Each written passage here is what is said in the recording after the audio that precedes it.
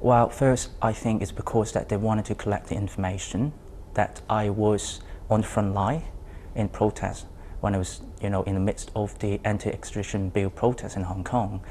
And also I work for the British consulate, and I've been instructed to collect information about the protest. So that's the way they wanted to get the information, and also they wanted to blame me and also to prove, so-called prove, that the UK instigates the protest. But I'm already a little puzzled, and I'm thinking, if I were in the position of a Chinese official looking at you, I would be somewhat concerned about your role, because your official title was involved in trade and business missions from the UK consulate in Hong Kong. But in fact, you've just told me you were instructed by your diplomatic masters to observe and report upon the democracy demonstrations, which of course were very large last summer in Hong Kong. So were you some sort of a undercover spy?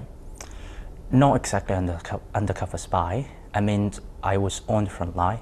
I mean, when I was being... But you were on the front line to report back to your masters. I was on the front Britain. line because that I personally support the pro-democracy movement, and I only joined the legal rally.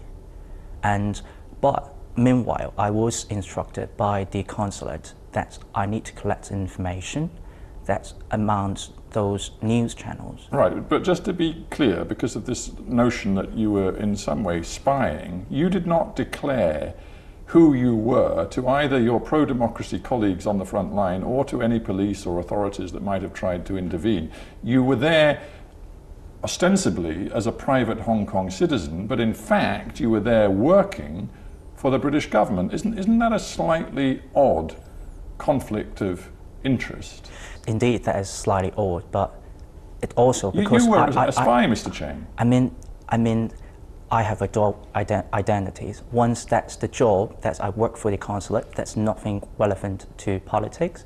But meanwhile, I'm a Hong Kong citizen. That's a clear guideline that the consulate saying that as you are Hong Kong citizens, you have your own rights. You're free to join the legal rallies in Hong Kong. When the British first asked you to report back, to give them information on what you were learning about the pro-democracy demonstrations, did you at any point pause for thought and think, this could get me into trouble? At that time, no. No regrets at all? Because you could have handled things very differently. You could have refused to do what the British government wanted you to do, refused to report for the government, the British government, on the pro-democracy demonstrations. And I'm just wondering, sitting here with you, whether you don't have some regrets about your decisions? No, not at all. I'm very determined that I do believe at that time I collect those informations for the better goods